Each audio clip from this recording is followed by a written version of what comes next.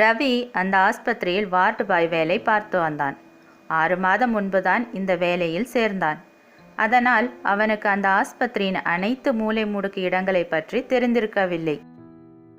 ரவி 7வது மாடிக்கு போ, அங்க டாக்டர் இருப்பாரு, அவரை கூப்பிடு. சரிங்க மேடம். ரவி 7வது மாடிக்கு போவதற்காக மாடி ஏறத் தொடங்கினான். 5வது மாடியை சேர்ந்தபோது அவனுக்கு அங்கிருந்த ஒரு அறையிலிருந்து குழந்தை அழும் குரல் கேட்டது. ஏன் குழந்தை இப்படி அழுவுது? போய் பார்க்குறேன், ஏதாவது பிரச்சனையா இருக்கலாம். ரவி அந்த அழுகை குரல் வந்த அறையை நோக்கி செல்கிறான். அறை தாழிடப்பட்டிருந்தது. யாருங்க உள்ள? கதவை திறங்க, வாங்க. திடீரென கதவு திறக்கிறது. அங்கே அறைக்கு உள்ளே ஒரு குழந்தை உட்கார்ந்து இருக்கிறது. ஆனால் அந்த குழந்தை 8 அடி உயர குழந்தையாக உள்ளது. அதன் கண்கள் மேலும் கீழும் சுழல்கின்றன. அது பகபகவென உறக்க சிரிக்கிறது.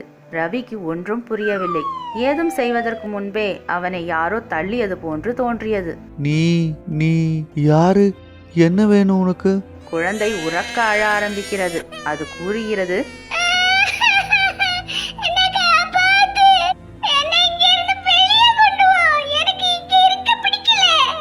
அப்போது திடீரென பின்னால் இருந்து ஒரு சத்தம் வருகிறது. நீ என்னோட குழந்தை, நீ எங்கேயும் போக முடியாது, என் குழந்தை எங்கேயும் போக முடியாது. ரவி தைரியம் வரவழைத்து கொண்டு கேட்கிறான், நீ யாருமா?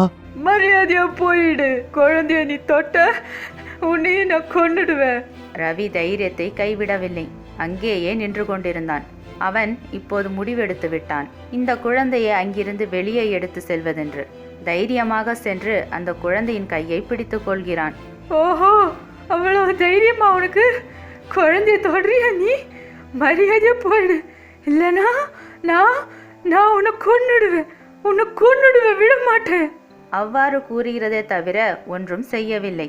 அப்போது திடீரென ரவியின் ஜோபியில் உள்ள மொபைல் ஒலிக்கிறது. அதனுடைய ரிங்டோன் கடவுளுடைய ஒரு ஸ்லோகமாகும். இந்த ஸ்லோகத்தை கேட்டவுடன் அந்த குழந்தை சாதாரண குழந்தையாக மாறிவிடுகிறது. நிறுத்து, அந்த ஸ்லோகத்தை நிறுத்து, இல்லைனா நான் உன்னை விட மாட்டேன். ரவிக்கு புரிந்து விடுகிறது. உடனே உறக்க அந்த ஸ்லோகத்தை கூற ஆரம்பிக்கிறான். ஜெய ஹனுமான் ஞான குண சாகர, ஜெய கபீச திகலோக உஜாகர, ஜெய ஹனுமான் ஞான குண சாகர. கதவு டக்கென்று திறந்து விடுகிறது.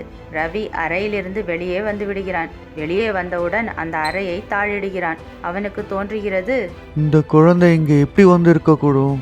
ரவி, கடவுள் கிருப்பையால நீ பழைச்சப்பா. அந்த அறையில ஒரு சூன்யக்காரி இருக்கா. அவளுடைய குழந்தை நோய்வாய்ப்பட்டு அங்கத்தான் இறந்தது.